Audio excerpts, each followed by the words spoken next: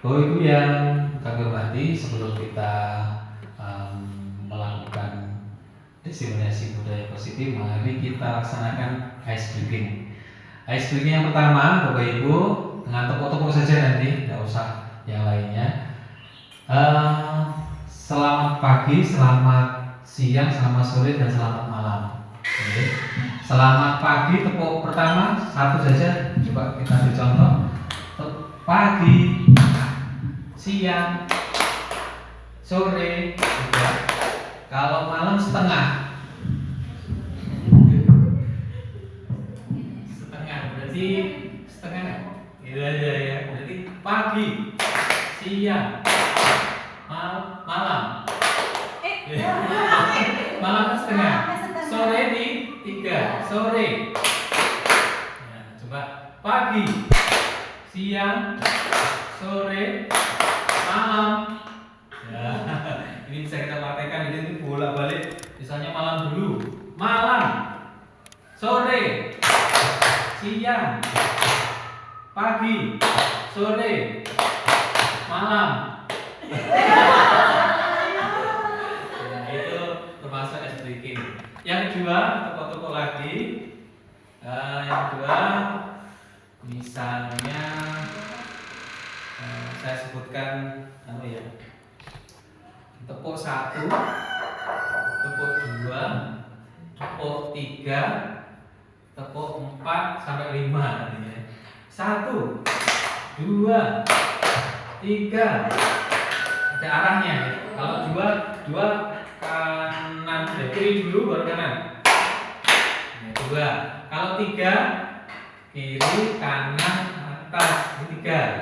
Kalau 4 kiri 2 kali, kanan 2 kali. Kalau 5 kiri 2 kali, atas 1 kali. Bisa? Nanti kita ulang kalau sudah bisa ya. Tepuk 1, 2, 3, 4. Nah, cek iramanya. Ya. 4, 5. Nah, begitu ya. Coba kita semangati, konsentrasi ya. Nanti tak ulang oleh ada 4, 5, 1, 0. Tepuk 1, 3, 4, 5. 2 kali tepuk 5.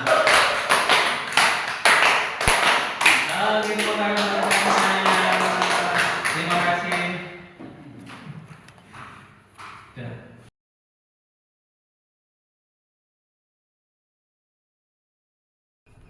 Assalamualaikum warahmatullahi wabarakatuh. Bismillahirrahmanirrahim. Alhamdulillahirabbil alamin wassalatu wassalamu ala asyrofil anbiya'i wal mursalin wa ala alihi washabbihi ajmain. Rabbi shrah li sadri wa yassir li amri wa hlul 'uqdatam min lisani yafqahu qawli. Amma ba'du. Yang kami hormati Bapak Ibu guru SD 4 Punjul yang pada kesempatan hari ini menyempatkan waktunya untuk membersamai saya dalam rangka diseminasi budaya positif yang insya Allah nanti kita laksanakan pada hari ini. Semoga nanti ke depan paling tidak ada hal-hal yang membekas dalam diri kita untuk melaksanakan hal-hal yang positif. Walaupun sekarang sudah ada, mungkin nanti bisa meningkatkan budaya positif yang ada di sekolah. Ngaten nggih Bapak Ibu. Terus selanjutnya Bapak Ibu biasanya ada sambutan dari Bapak Kepala Sekolah. Bapak Kepala Sekolahnya dan saya sendiri, sehingga tidak ada masalah. Artinya program ini atau acara ini didukung sepenuhnya oleh lembaga kita dan utamanya pada atasan kita dan juga Kemendikbudristek. Ini juga termasuk hal-hal yang menjadi program dari Kemendikbud. Bapak Ibu yang kami hormati, sholawat serta salam mari kita aturkan kepada junjungan besar Muhammad SAW. Biqaulina Allahumma sholli wa sallim wa barik alaihi. Semoga kita termasuk umat yang diberikan syafaat dunia dan akhir. Amin ya rabbal alamin. Bapak Ibu yang kami hormati, perkenalkan, walaupun sudah kenal karena ini menjadi tugas saya adalah Muhammad Agus Mutofir, Kepala Sekolah SDN 4 Pujul, Karangrejo, Kabupaten Tulungagung, yang pada kesempatan hari ini mempresentasikan budaya positif sebagai bentuk aksi nyata 1.4 calon guru penggerak angkatan 10 Kabupaten Tulungagung. Next. Bapak Ibu yang kami hormati, sebetulnya ini merupakan salah satu hal yang sudah biasa kita temui di sekolah, bahkan panjenengan senior saya sejak zaman dulu sudah menerapkan KHD, yaitu konsep dari Ki Hajar Dewantara. Tujuan pendidikan adalah menuntun segala kodrat yang ada pada anak-anak agar mereka dapat mencapai keselamatan dan kebahagiaan yang setinggi-tingginya, baik sebagai manusia maupun sebagai anggota masyarakat. Oleh sebab itu, pendidik itu hanya dapat menuntun tumbuh untuk hidupnya kekuatan kodrat yang ada pada anak-anak agar dapat memperbaiki lakunya, bukan dasarnya hidup dan tubuhnya kekuatan kodrat anak. Baik Bapak Ibu, sebetulnya konsep Ki Hajar Dewantara ini sudah kita pahami sejak lama, yang terkenal dengan Ingarso Sungtulodo, Imadyo Mawon Karso, Teburi, Handayani. Saya kira ini menjadi pedoman bagi kita sebagai seorang pendidik untuk terus melakukan hal yang terbaik bagi anak didik kita. Nah, tentunya kalau relevansinya pada zaman sekarang ini memang kita sebagai pendidik dengan berbagai macam masalah yang ada ini ternyata tidak serta-merta kita seperti zaman dulu. Jadi sekarang itu anak dimarahi saja itu kita harus pikir-pikir, karena memberikan hukuman sekarang ini adalah bentuk hal yang kurang sesuai dengan konsep dari Ki Hajar Dewantara. Kalau zaman dulu panjenengan ndak apal dijewer, gitu, konpus up dan sebagainya. Nah, sekarang itu dicoba untuk dihilangkan dengan pendekatan-pendekatan sesuai dengan kemampuan siswa tersebut. The next. Nah, ini ada beberapa pertanyaan yang sekiranya nanti kita masuk kepada materi. Pemberian hukuman dapat mendisiplinkan siswa.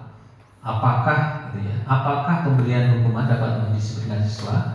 Yang kedua, apakah pemberian hadiah meningkatkan prestasi siswa? Nah, ini guru harus mau memberikan solusi untuk setiap siswa yang bermasalah. Yang keempat ini guru berperan sebagai teman bagi siswa. Nah, ini nanti yang kita coba untuk pelajari pada kesempatan hari ini.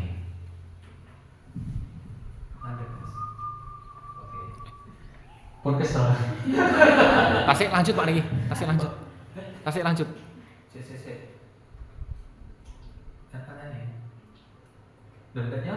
Betul nyaut Pak. Baik Bapak Ibu, apa itu budaya positif? Pewujudan dari nilai-nilai atau keyakinan universal yang diterapkan di sekolah. Bapak Ibu, budaya positif ini saya kira panjenengan sudah tahu menahu tentang budaya positif, berarti ya budaya yang baik-baik saja. Jadi ketika putra putri kita masuk di dalam pembelajaran, mestinya ada budaya-budaya yang ada dan harus ditingkatkan. Seperti halnya mungkin dalam segi keagamaan, datang harus musafakah atau bersalam-salaman dengan bapak ibu gurunya, terus adab sopan santunnya, terus juga ada mungkin membaca doa, terus menyanyikan lagu-lagu nasional. Itu juga termasuk budaya yang positif. Juga sebelum masuk menghafal surat-surat pendek, nah itu juga termasuk budaya positif. Next. Budaya positif, nilai dan kebiasaan di sekolah yang berpihak pada murid agar mereka dapat berkembang menjadi pribadi yang kritis, penuh hormat, bertanggung jawab sesuai dengan profil pelajar Pancasila. Nah, ini tentunya di dalam materi ini, budaya positif ini menjadi hal yang sebetulnya sudah biasa kita lakukan, hanya saja ini menjadi ranah kita untuk meningkatkan, karena budaya ini terkadang putra putri kita lupa karena di sana terdapat kata-kata tidak disiplin. Nah, tugas kita sebagai seorang guru bagaimana kita harus selalu mengingatkan putra putri kita untuk melaksanakan budaya yang positif. Next, Bapak Ibu yang kami hormati, konsep utama dalam budaya positif itu adalah yang pertama adalah perubahan paradigma belajar, kedua disiplin positif kebutuhan, yang ketiga ini maksudnya nomor 3 ini kebutuhan dasar manusia, kurang ngentel tadi. Yang keempat motivasi perilaku manusia, yang kelima restitusi atau posisi kontrol guru, yang keenam keyakinan kelas, dan segitiga restitusi. The next. Baik Bapak Ibu, perubahan paradigma belajar. Ini ada beberapa poin yang kita munculkan. Dalam membangun budaya positif, sekolah dapat menyediakan lingkungan yang positif, aman dan nyaman agar siswa mampu berpikir, bertindak dan mencipta dengan merdeka, mandiri dan bertanggung jawab. Yang selanjutnya adalah disiplin, sangat berkaitan dengan kontrol guru terhadap siswa. Bapak Ibu, ketika kita mendisiplinkan siswa, sebetulnya ini juga kembali pada diri kita masing-masing. Bagaimana kita, misalnya saya seorang ayah misalnya, terus saya misalnya tidak pernah sholat berjamaah di musola, terus putra putri kita disuruh atau coro Jawa ini dikongkon sholat berjamaah, sementara kita tidak berjamaah di situ, bagaimana kira-kira? Iya, tidak, atau kurang memberi teladan pada anak-anak kita. Ya, jadi maka kembali kepada seorang guru, bagaimana kita menciptakan disiplin, membangun budaya positif ini. Saya kira kembali kepada diri kita masing-masing, bagaimana kita untuk menjadi seorang model, ya, model sebagai bentuk disiplin di sekolah. Ya. Kalau diri kita ini semangat, insya Allah siswa-siswi kita juga akan semangat. The next. Baik, ini lanjut ke teori kontrol oleh Dr. William. Yang selanjutnya adalah ilusi guru mengontrol murid, ilusi bahwa semua penguatan positif efektif dan bermanfaat, ilusi bahwa kritik dan membuat orang merasa bersalah dapat menguatkan karakter, ilusi bahwa orang dewasa memiliki hak untuk memaksa. Bapak Ibu, ketika kita belajar untuk memposisikan menjadi seorang guru, ini memang banyak hal yang perlu kita tingkatkan, ya. Jadi yang pertama adalah kita sebagai seorang manusia biasa itu tidak boleh memaksakan kehendak kita kepada siswa kita, karena itu nanti akan membuat siswa tersebut bisa trauma dan sebagainya, bahkan bisa disimpan dalam memorinya sampai dewasa. Seperti halnya ketika kita memberikan hukuman kepada siswa, ini akan selamanya akan ingat gurunya yang pernah menghukum. Nah, ini makanya di dalam kurikulum terbaru ini tidak boleh kita menghukum siswa kita. Jadi nanti ada yang namanya segitiga restitusi, ya. Jadi segitiga restitusi itu adalah bagaimana seorang guru bisa memberikan bimbingan kepada siswa yang bermasalah dan nantinya bisa menjadi manusia-manusia yang hebat. Selanjutnya adalah bagaimana seseorang bisa berubah dari paradigma stimulus atau respon kepada pendekatan teori kontrol. Nah ini Bapak Ibu, ini perubahan-perubahan yang ada di dalam hari ini sebetulnya setiap kurikulum ini, kalau kita bicara kurikulum Bapak Ibu, tentunya saya yakin para atasan kita ini membuat kurikulum ini sebetulnya lama-kelamaan akan lebih bagus. Hanya saja kadang kita sudah pesimis, kurikulum ya gitu ya. Jadi makanya memang kita berpositif thinking saja bahwa setiap kebijakan itu mesti ada plus minusnya, termasuk ini juga ya. Baik, untuk realitas kebutuhan kita sama, untuk stimulus respon yang teori kontrol, realitas kebutuhan kita berbeda. Semua orang melihat hal yang sama, setiap orang memiliki gambaran yang berbeda. Kita di teori kontrol nih Bapak Ibu, ini yang stimulus respon ini kaitannya tentang masa lalu. Kita mencoba mengubah orang agar berpandangan sama dengan kita. Kita berusaha memahami pandangan orang lain tentang dunia. Jadi kalau zaman dulu ketika kita mengajar, opo anake ngomongane Bapak Ibu guru kita diresap dalam diri kita. Kita nggak pernah diutus nyapo dan sebagainya. Nah sekarang ada di situ, kita berusaha untuk memahami pandangan orang lain tentang dunia. Yang dulu perilaku buruk dilihat sebagai suatu kesalahan. Sekarang adalah semua perilaku memiliki tujuan. Jadi anak itu melakukan kesalahan harus kita telusuri, ini apa kok dia berbuat itu ya. Misalnya dia kok sering miso, ya, nama-nama binatang disebutkan gitu ya. Ini apa? Berarti ada sesuatu tanda tanya dan kita harus menelusuri semacam itu. Orang lain bisa mengontrol saya zaman dulu, sekarang hanya Anda yang bisa mengontrol diri Anda. Saya bisa mengontrol orang lain, Anda tidak bisa mengontrol orang lain saat ini. Pemaksaan ada pada saat bujukan gagal. Kolaborasi dan konsensus menciptakan pilihan-pilihan baru. Yang terakhir model berpikir menang atau kalah, sekarang adalah model berpikir menang dan menang. The next, Bapak Ibu, lanjut kita kepada disiplin positif. Nah, kembali ke tadi bahwa disiplin positif ini merupakan salah satu cara penerapan disiplin yang bertujuan untuk menumbuhkan kesadaran serta memberdayakan anak untuk melakukan sesuatu tanpa sokokan, ancaman maupun hukuman.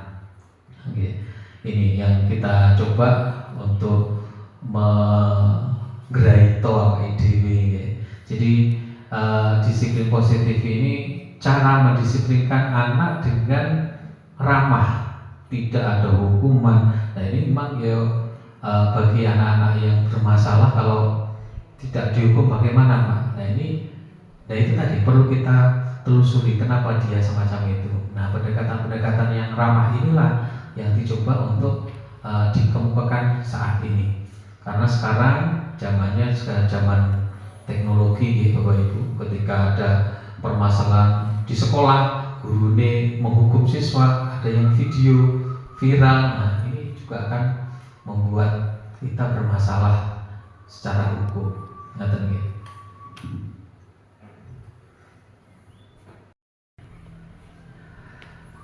Baik Bapak Ibu yang kami hormati, nilai-nilai kebijakan universal ini tentunya kita mengarah kepada profil pelajar Pancasila ya, yang di sana ada kemandirian, bernalar kritis, kreatif, bergotong royong, kebinekaan global. Yang pertama tadi adalah beriman, bertakwa kepada Tuhan Yang Maha Esa dan berakhlak mulia. Nah ini nilai-nilai kebijakan apakah saja yang nantinya akan mendukung pada kegiatan kita yang bermuara pada profil pelajar Pancasila. Next. Baik Bapak Ibu, motivasi perilaku manusia. Satu, menghindari ketidaknyamanan atau hukuman. Atau selanjutnya adalah mendapat imbalan atau penghargaan, menghargai diri menjadi orang yang mereka inginkan. Oke. Ini ketiga-tiganya ini merupakan motivasi perilaku manusia yang hari ini memang ada. Jadi sekarang itu pemberian hadiah itu juga dipertanyakan. Ada yang mengatakan pemberian hadiah itu bisa memberikan hal yang negatif. Artinya apa? Ketika siswa ada yang berprestasi, satu orang misalnya, terus hadiahnya terus disampaikan kepada itu, yang lainnya tidak pernah merasakan mendapatkan hadiah, ini bisa menjadi sesuatu yang merino, cara bahasa Jawa, merino hati. Nah ini maka sedapat mungkin nanti kita pelajari bagaimana kalaupun mendapatkan hadiah, mungkin sesi-sesi tertentu, tidak semuanya nanti kita berikan hadiah atau imbalan. Menghargai diri menjadi orang yang mereka inginkan. Baik, selanjutnya. Baik, sebetulnya hari ini kita ngomong 3 ini saja ya. Jadi ada hukuman, konsekuensi dan restitusi ya. Memang ada perbedaan di ketiga istilah tersebut ya. Yang jelas nanti kita mewarnanya kepada restitusi. Restitusi apa toh?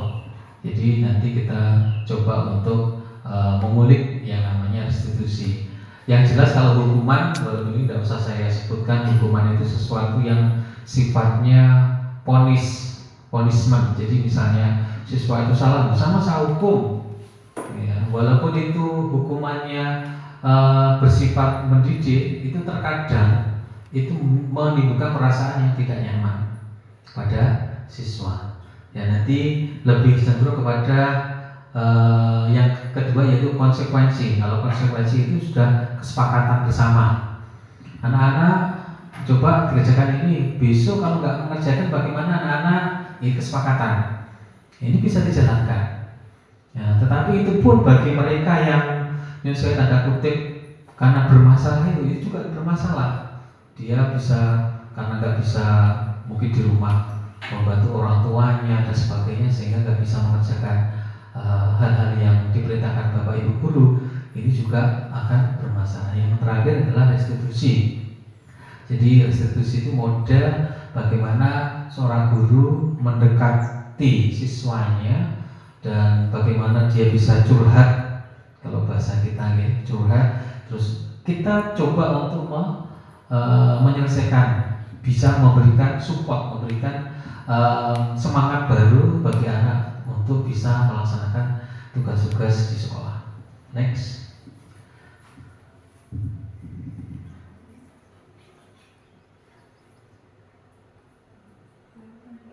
Sebelumnya ini tadi?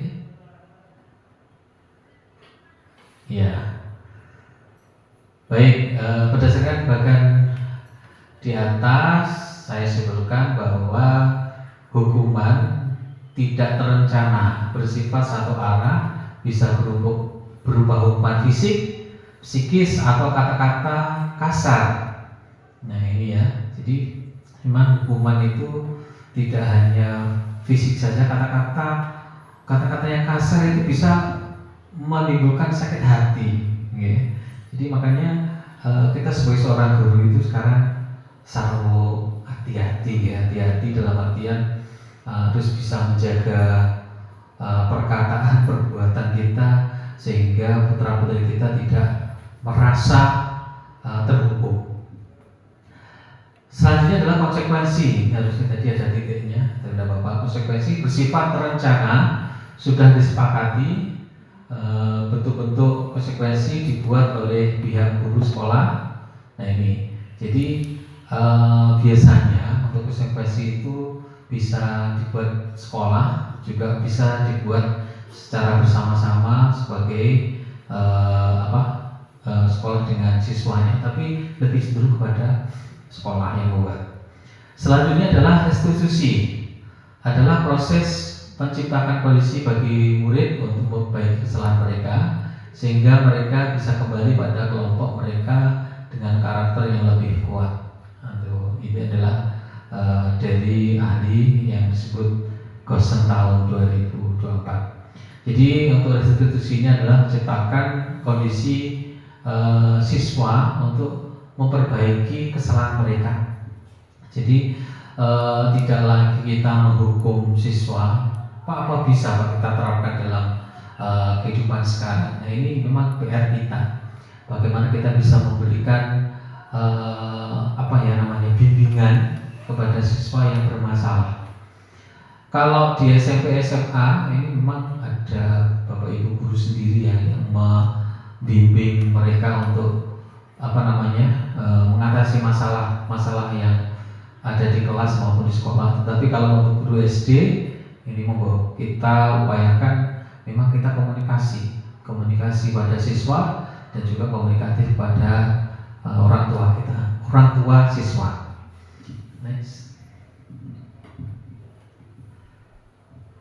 Konsekuensi atau hukuman. Nah ini biasanya ini salah satu contoh bisa bermakna hukuman. Mencatat 100 kali di dalam buku kalimat saya tidak akan terlambat lagi. Nah ini tidak boleh sekarang nih. Kalau zamannya panjenengan ya semuanya mengalami semacam ini. Saya tidak akan mengulang lagi itu ya. Dicatat ping 200 ya itu ya. Terus lari-lari mengelilingi lapangan basket 2 kali karena terlambat itu di sekolah. Nah ini juga termasuk hal-hal yang perlu kita hindari gitu. Push up 15 kali karena tidak menggunakan masker. Nah ini pada waktu pandemi kemarin ya. Berdiri di depan kelas sambil mengangkat kaki satu karena tidak bisa menjawab pertanyaan. Membersihkan WC karena merusak pensil teman. Lari keliling lapangan karena terlambat 10 menit saat pelajaran PJOK. Nah ini ya. Baik Bapak Ibu, kita lanjutkan tentang pelaksanaan dihukum oleh penghargaan.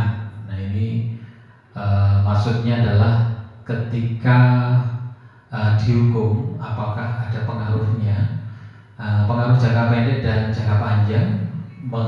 Penghargaan tidak efektif, penghargaan merusak hubungan, terus penghargaan mengurangi ketepatan, terus penghargaan mengurangi kualitas, penghargaan mematikan kreativitas, penghargaan menghukum motivasi dalam diri intrinsik. Ini sebenarnya tadi di Canva sudah benar, tapi kok di di download PPT kok berubah. Tapi tidak apa-apa.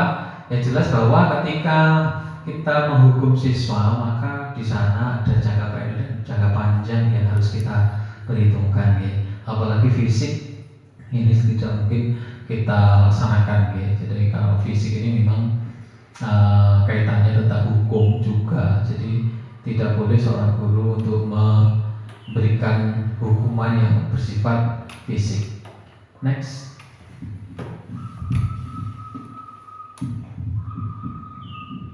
Nah ini Bapak Ibu, selanjutnya adalah mengapa keyakinan kelas bukan peraturan kelas. Jadi Bapak Ibu, keyakinan kelas itu bukan peraturan kelas. The next, coba. Nah ini diterangkan tentang keyakinan kelas. Yang selanjutnya adalah mengapa kita memiliki peraturan tentang penggunaan helm. Ini salah satu contoh ya, pada saat mengendarai kendaraan roda 2 atau motor. Yang kedua, mengapa kita memiliki peraturan tentang penggunaan masker dan mencuci tangan setiap saat ini pada waktu pandemi dulu ya. Jadi di dalam rangka untuk memberikan aturan ini memang mengapa kita memiliki aturan helm saat mengendarai kendaraan motor ini memang kalau kita langgar ini nanti secara hukum memang kita melanggar secara apapun ketika hal-hal yang kurang berkenan, misalnya ada kecelakaan, ini juga akan memberikan efek hal yang negatif pada diri kita. Okay. Next, Bu Ida. Selanjutnya yang tadi, keyakinan kelas dibuat berdasarkan kesepakatan antara guru dan siswa bersifat universal. Nah ini Bapak Ibu guru, ketika kita membuat keyakinan kelas ini harusnya kita menanyai siswa. Jadi aturannya, coba anak-anak kita membuat keyakinan kelas yang sifatnya adalah anak-anak sadar bahwa nanti ketika nanti dilanggar ada hal-hal yang membuat kita untuk membuat konsekuensi.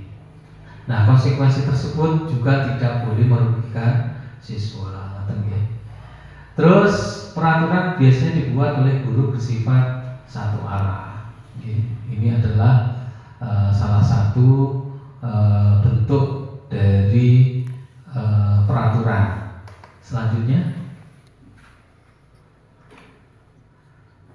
nah, prosedur pembentukan keyakinan atau keyakinan sekolah atau kelas, yaitu mempersilahkan warga sekolah atau siswa untuk mencurahkan ide tentang peraturan yang akan disepakati, mencatat semua masukan, ganti kalimat negatif dengan positif, tinjau kembali curahan pendapat yang terkumpul, dan susun menjadi keyakinan kelas atau sekolah. Tinjau ulang keyakinan kelas yang sudah tersusun, 3-7 keyakinan, meninjau dan menyetujui dengan menandatanganinya keyakinan kelas, ditempel di dinding kelas. Nah ini kesepakatan atau keyakinan kelas ini biasanya memang belum pernah kita buat nih Bapak Ibu. Jadi ya walaupun sedikit, cuma 2 atau 3, ini sudah sepakat, kita sepakat bersama, ya, ditandatangani gurunya dan siswanya tersebut tanda tangan bahwa dia sudah menyepakati yang namanya keyakinan sekolah atau keyakinan kelas.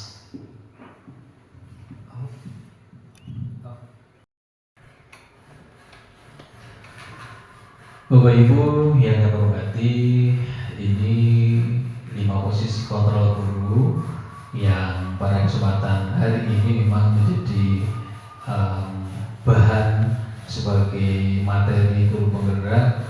Yang pertama adalah penghukum, yang kedua pembuat merasa bersalah, yang selanjutnya adalah sebagai teman, selanjutnya adalah pemantau, ini punya blog ini tidak apa-apa, yang selanjutnya adalah manajer. Bapak Ibu yang kami hormati, sebelum kita melangkah ke sana, dari beberapa posisi kontrol guru ini, yang paling sekarang menjadi hal yang penting, menjadi hal yang menjadi referensi dari kita adalah sebagai guru, sebagai manajer. Ya. Jadi sebagai penghukum, saya kira panjenengan juga tadi sudah kita terangkan bagaimana seorang guru menghukum. Kalau zaman dulu memang ada yang namanya junting, kenapa Brian gitu, kaget ya. Itu juga termasuk juga hal-hal yang mengagetkan siswa, itu juga sekarang juga tidak boleh. Dia tidak ada sakitnya, kalau dia sakit terus, nah itu juga bermasalah, membuat merasa bersalah. Jadi seorang guru bisa membuat anak tersebut bersalah. Artinya apa? Ketika dia melakukan suatu kesalahan, kita interogasi, nah kita kata-kata yang keluar dari Bapak Ibu guru seolah-olah membuat siswa tersebut bersalah di dunia dan di akhirat. Jadi dia merasa bersalah terus tanpa adanya pembaharuan dalam dirinya, ini juga kurang pas. Guru sebagai teman, nah ini juga bagus, bagus. Tetapi kadang sebagai teman itu kadang-kadang ada hal-hal yang sifatnya melampaui batas dari teman tersebut, sehingga gurunya diremehkan dan sebagainya. Ini biasanya ada di guru SMA yang besar-besar ya. Jadi kalau gurunya seusia Pak Hendro, terus siswanya cewek besar, itu kadang ya gitu ya. Kalau sebagai teman melampaui teman ya jauh-jauhilah dan sebagainya, ini nggak boleh. Ya kita kembali kepada etika seorang guru. Terus pemantau ini juga termasuk juga posisi kontrol dalam dunia pendidikan kita. Dia cuma mengamati gurunya. Wah kayak langsung tanpa adanya tidak lanjut. Bahkan bisa memberikan hal-hal yang kurang positif itu kayak tanpa adanya tidak lanjut yang bisa memberikan hal-hal yang positif. Yang selanjutnya adalah manajer. Nah ini kita sadari bahwa manajer itu enggak cuma di perusahaan. Ternyata guru sebagai ini sang pendidik ini menjadi seorang manajer.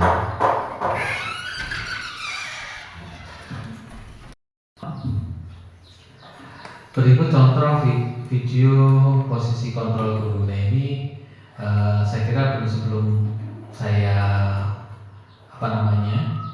putar bahwa ketika kita memasuki materi tadi Bapak Ibu bahwa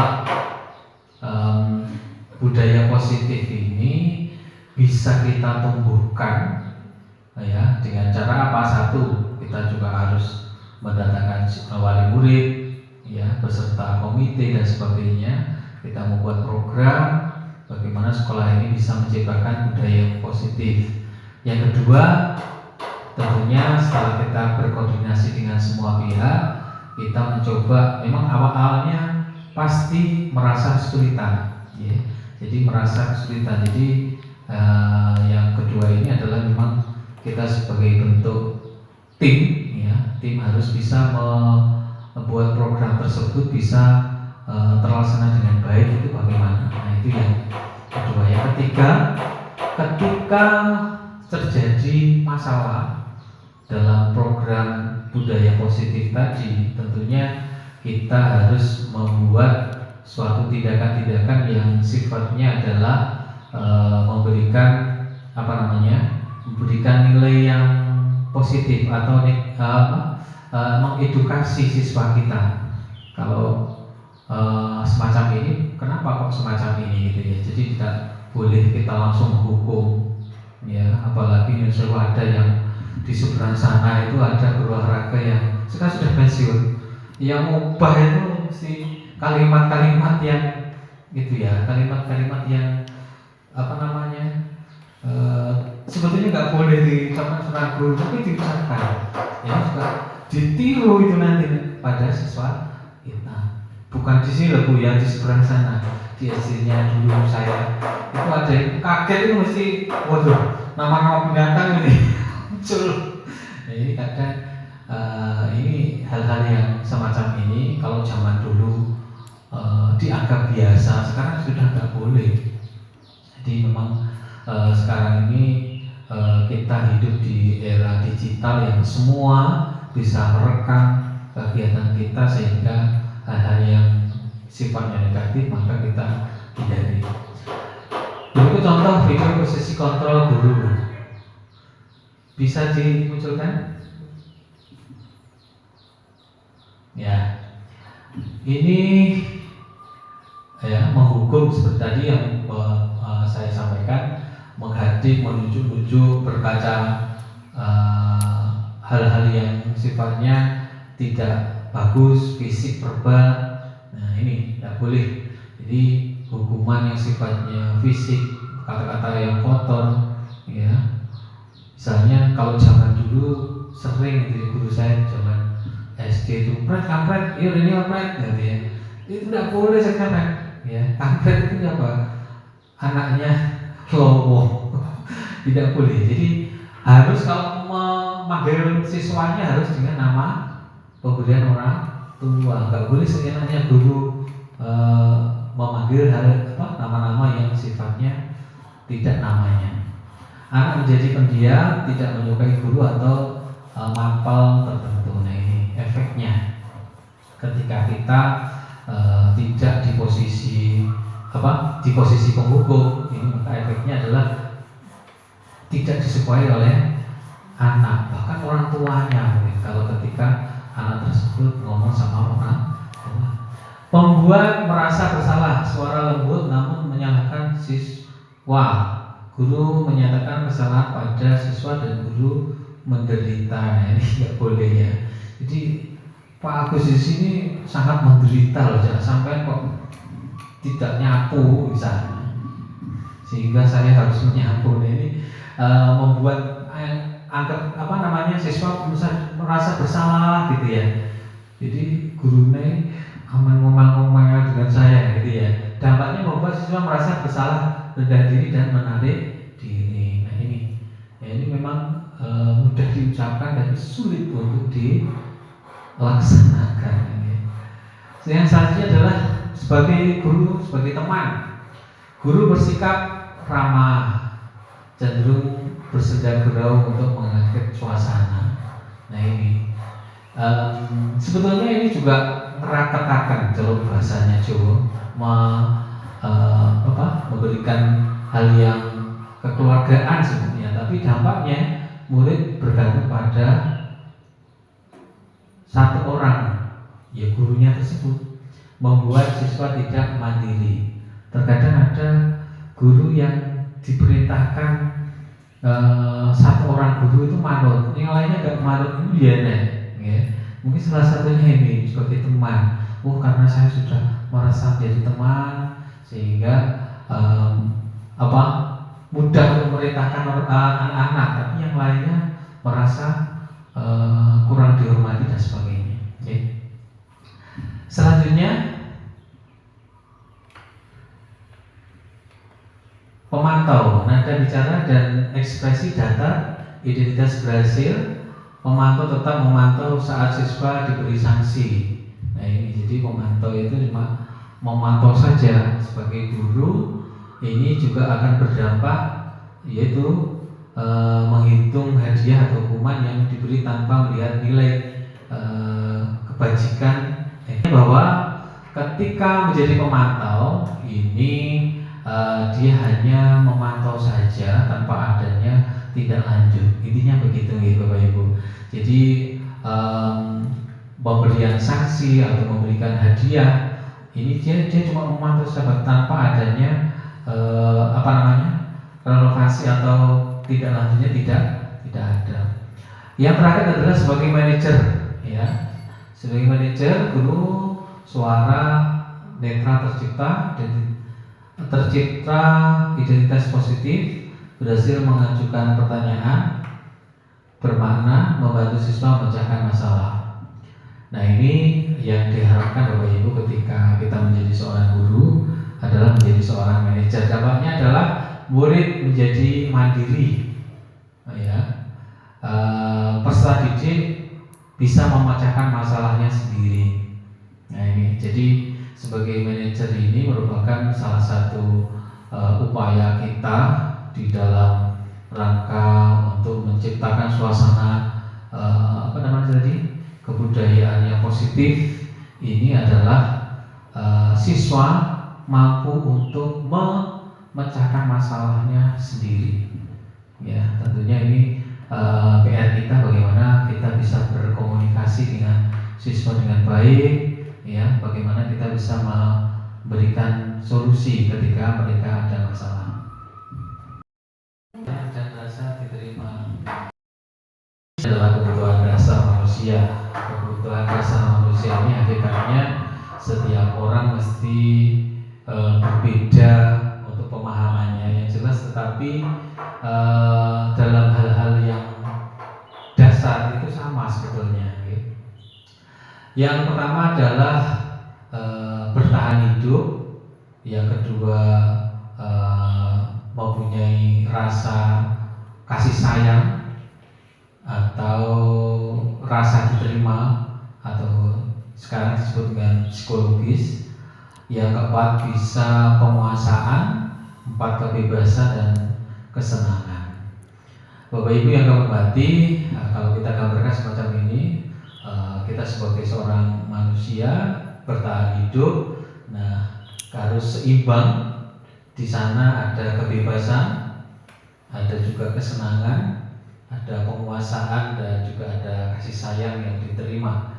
Jadi ini ada hal-hal yang biasa kita laksanakan di kehidupan kita, tetapi karena kita manusia, manusia itu life is problem. Manusia itu dalam hidupnya bermasalah. Ketika belum lahir saja bermasalah, gitu.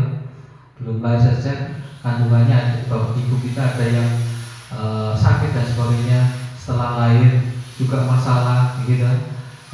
Ketika lahir karena kita syukuran harus beli wedus, belum ada uangnya kan gitu ya, bermasalah. Sampai pokoknya life is problem. Jadi karena kita di dalam kehidupan kita ini adalah bertahan hidup, maka kita harus bertahan pada kesenangan, kebebasan, penguasaan, dan kasih sayang.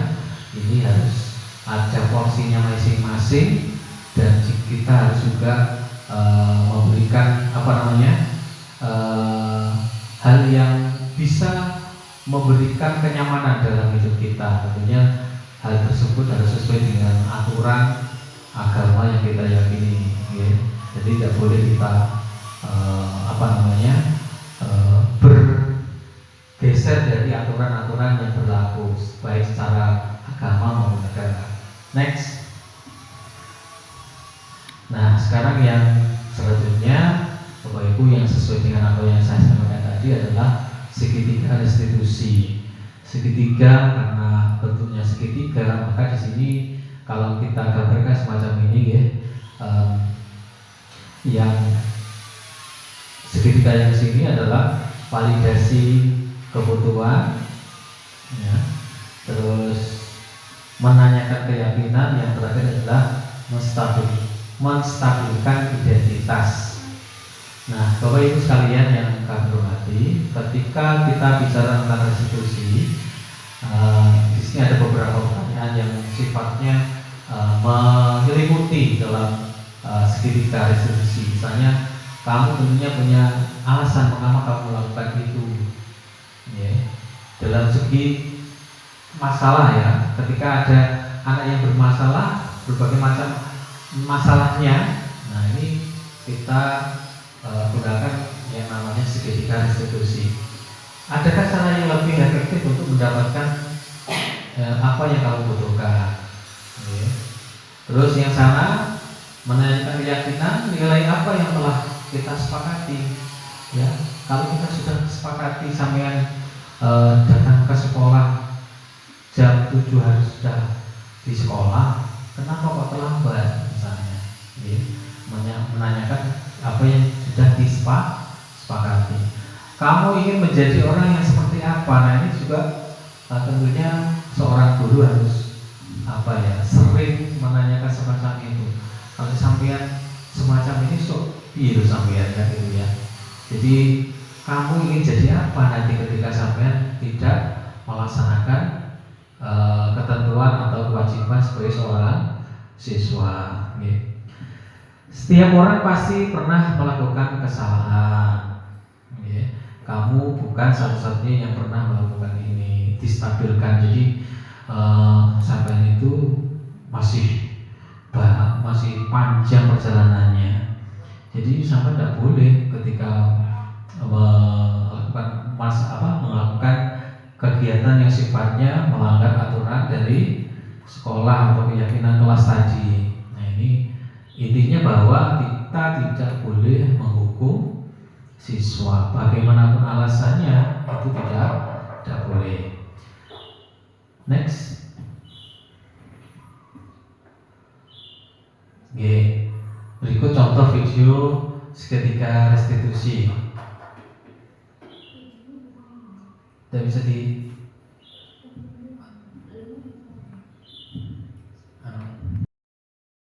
ini cuma contoh, ya. Contoh itu kan yang namanya contoh, saya yakin panjenengan lebih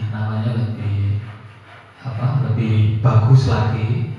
Ini seakan-akan ini sebenarnya karena ini sebuah contoh, ya, seakan-akan dia bersalah, Tapi nantinya monggo ketika nanti ada permasalahan yang ada di kelas kita, maka kita budayakan komunikasi yang intensif pada siswa.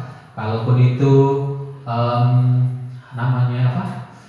masalah itu tidak bisa diselesaikan dengan siswa, maka harapannya dengan orang tua siswa. Ini monggo kita play dulu.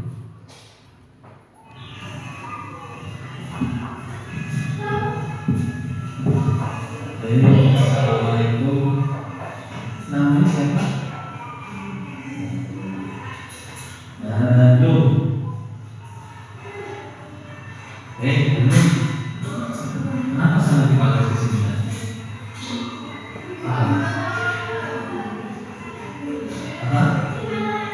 Sering melepas sepatu. Oh ya, nanti aja kalau ya. Bapak Ibu guru ada di sekolahan sering melepas sepatu. Kira-kira sepatunya kenapa ada masalah? Atau jelek? Panas. Sepatunya panas. Terbuatnya pas sepatu. Kok panas? Sumur. Oh, ada lagi. Yang dicontoh. Kalau musim hujan becek betul. Becek. Jadi ini salah satunya karena sumur pakai masih copot. Nah, sebetulnya tidak boleh di aturan sekolah itu memakai sepatu dari sampai ke sekolah sampai pulang sekolah. Boleh dicontoh harus. Kecuali kalau misalnya di sekolah ada acara yang mengharuskan mencontoh misalnya apa guru dan sebagainya. Tapi kalau selama di sekolah bermain di sekolah boleh dicontoh. Takutnya apa? Takutnya apa kalau dicontoh? Iya, beli paku. Nah itu kotorannya ayam itu dibiarkan. Iya, kalau duit. Iya. Jadi ini kotoran bayi itu dengan seorang sekali untuk sepak. Karena tadi sumur ya. Ini jadi catatan dari bagus. Karena di depan nanti mencoba sepatunya. Karena itu nanti bisa mempengaruhi budaya sekolah. Jadi ada kelasmu sama contoh sampai yang melihat tahu. Iya, bisa kira-kira coba bisa? Awas nggak bisa ya. Jadi orang nggak pakai di sini, ya langsung bawa dipasangin. Iya, itu kasih sepatumu. Oke, itu saja ya. Di selain boleh balik ke sekolah ada kelas di namanya diatur besok bisa berbicara lagi ya. Kecil ya. Balik ke kelas.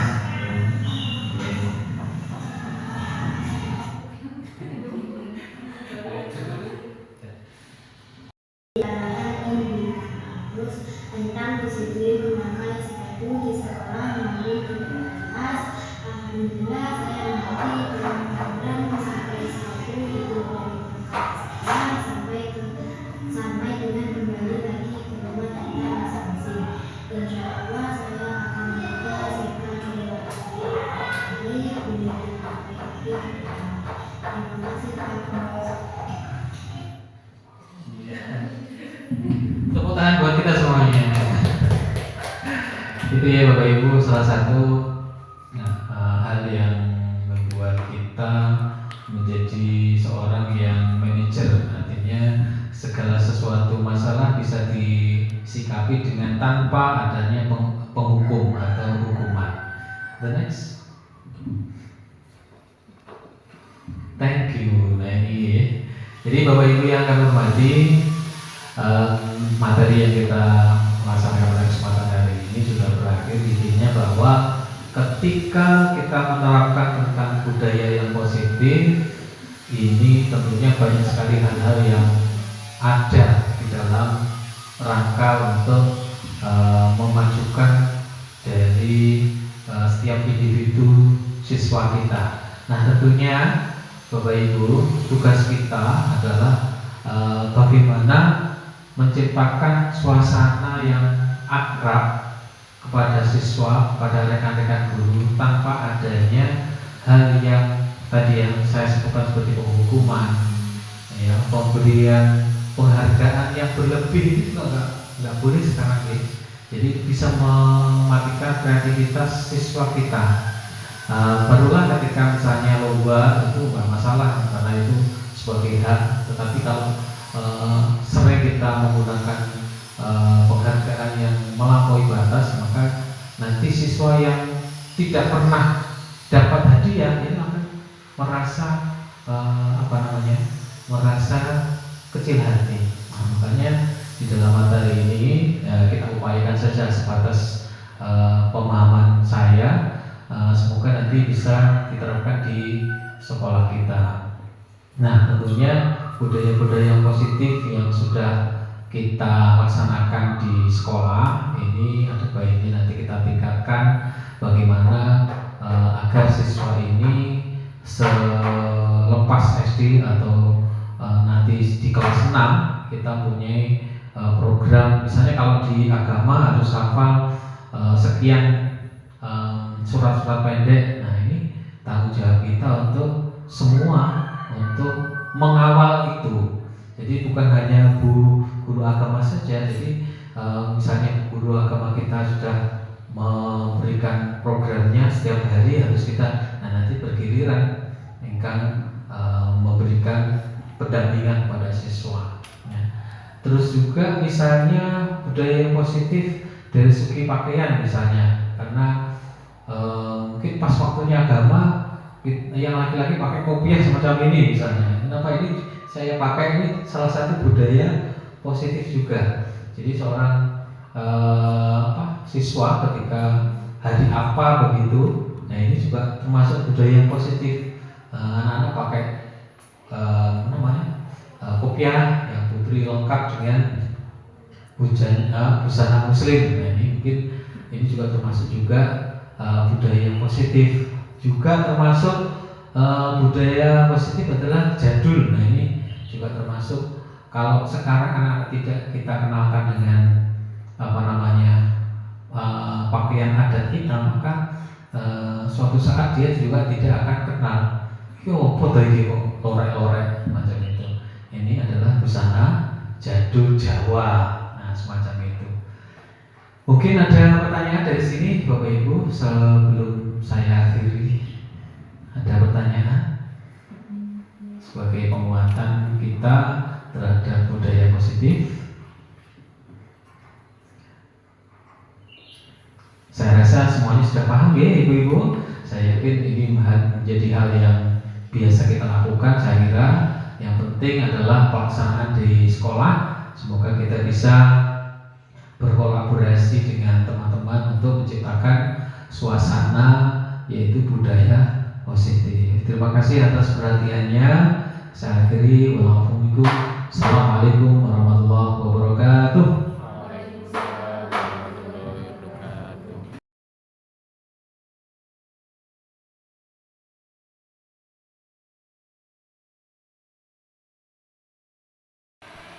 Assalamualaikum warahmatullahi wabarakatuh. Waalaikumsalam. Nama saya Puspita Sari, saya guru kelas 6 di SDN Negeri 4.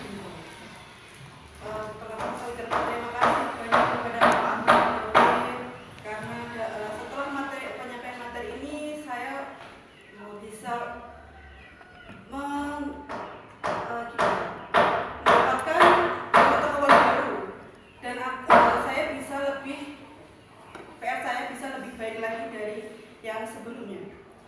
Jadi permasalahan di kelas saya itu sebenarnya guru itu kan kadang dituntut untuk kita yang menyenangkan bagi siswa agar siswa itu tidak mudah bosan saat belajar, agar siswa juga semangat belajar. Maka kita dituntut untuk menyenangkan sehingga kita seringkali dituntut untuk friendly kepada siswa sebagai teman gitu kan. Tapi ternyata itu pun punya dampak yang negatif. Kadang-kadang selain kita misalkan waktu serius, ada kalanya kalau siswa itu bosan, pasti kita untuk mencairkan suasana bisa melaksanakan dengan ice breaking misalkan, atau mungkin diselipi beberapa bercanda agar anak juga tidak tegang atau mungkin anak tidak jenuh. Tapi ternyata setelah diterangkan oleh Bapak Agus itu pun banyak dampak negatifnya juga. Salah satunya yang pernah saya alami sendiri itu biasanya saya saat rapat mungkin di tempat yang lain, di dinas pendidikan atau di UPSP misalkan. Jadi siswa saya itu saya beri tugas, tapi setelah saya tidak ada digantikan oleh guru lain pun, anak kadang pasti banyak yang bilang, "Guru, Pak, saya kalau bukan Bu Kiki yang menerangkan saya tidak paham." Nah, akhirnya memang betul anak itu pasti bergantung kepada satu orang, yaitu wali kelasnya sendiri. Dan itu ternyata saya sadar mungkin saya harus banyak belajar lagi bagaimana cara menghadapi siswa agar tidak terjadi hal seperti itu lagi. Mungkin dengan mengurangi rasa berteman kepada guru, atau mungkin saya harus punya lebih berwibawa lagi. Dan tentunya anak itu punya batasan antara guru dan siswa agar siswa itu tidak merasa bahwa guru mereka itu adalah teman, tapi guru itu juga harus wajib dihormati. Mungkin itu. Jadi saya sangat berterima kasih kepada Bapak Agus Mudofir yang memberikan materi yang sangat bermanfaat bagi saya. Mungkin saya juga masih banyak kesalahan dan PR yang perlu dibenahi lagi. Dan dengan adanya materi ini saya sangat-sangat terbantu. Jadi saya berterima kasih kepada Pak Agus. Ini akan saya jadikan pembelajaran yang lebih baik lagi. Terima kasih. Wassalamualaikum warahmatullahi wabarakatuh. Assalamualaikum warahmatullahi wabarakatuh. Perkenalkan, nama saya Ibu Andirana Agustina. Saya di sekolah ini mengajar pendidikan agama Islam. Jadi setelah pada siang hari ini saya menerima materi tentang budaya positif yang disampaikan oleh Bapak Agus Mudofir.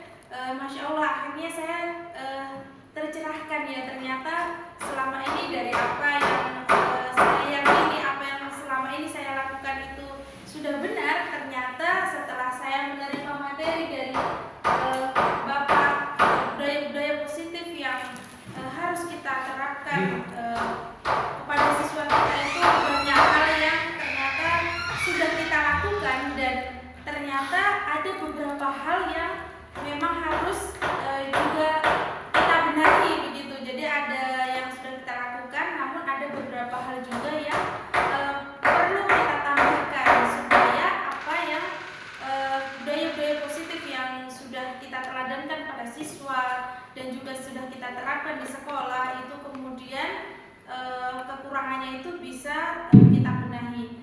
Contoh saja pembiasaan budaya positif yang kita lakukan selama ini, seperti ketika kita datang, siswa-siswa kita bersalaman, itu termasuk ternyata budaya-budaya positif yang selama ini sebenarnya sudah kita lakukan, tapi kita itu tidak sadar bahwa ternyata hal tersebut adalah budaya positif begitu.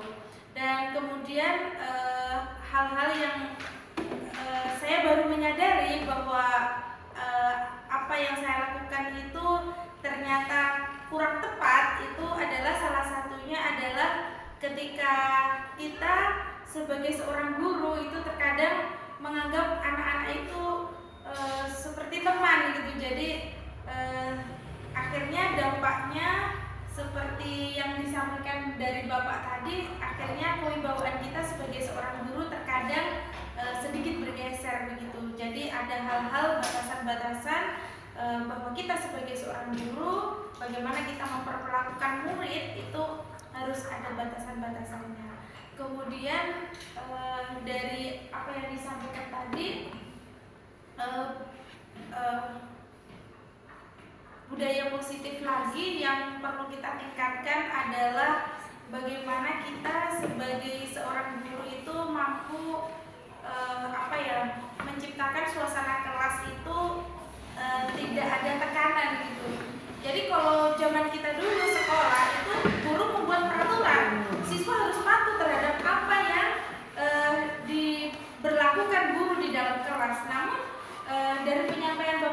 bahwa kesepakatan kelas itu dibuat adalah atas kesepakatan warga sekolah dan juga siswa-siswa kita di dalam kelas. Sehingga ketika siswa melakukan sebuah kesalahan, maka kita tinggal menunjukkan bahwa inilah kesepakatan yang sudah kita bikin. Maka ketika kamu melakukan kesalahan tersebut, maka ayo kita lihat lagi apakah sudah sesuai dengan kesepakatan yang sudah kita buat. Jika belum, maka ayo kita kembali pada kesepakatan yang sudah kita sepakati bersama. Jadi dari pemaparan Bapak tadi banyak hal positif yang selama ini belum terpikirkan oleh kita, dan alhamdulillah pada siang hari ini kita dapat ilmu baru. Mudah-mudahan kita sebagai guru ke depan makin terus banyak belajar, karena guru adalah agen of change, ya, agen perubahan. Kalau kita tidak mau belajar, masa kita menuntut siswa kita belajar, sedangkan kita sendiri sebagai seorang guru tidak mau mengupdate keilmuan kita. Maka Masya Allah, dengan adanya guru penggerak ini mendesiminasi kepada kita guru, sesama guru, akhirnya ilmu kita juga semakin bertambah. Terima kasih kepada Bapak Agus Mutawir yang telah memberikan desiminasi pada siang hari tentang budaya positif. Akhirnya ilmu saya menjadi bertambah. Terima kasih dari saya. Ada kurang lebihnya mohon maaf. Wassalamualaikum warahmatullahi wabarakatuh.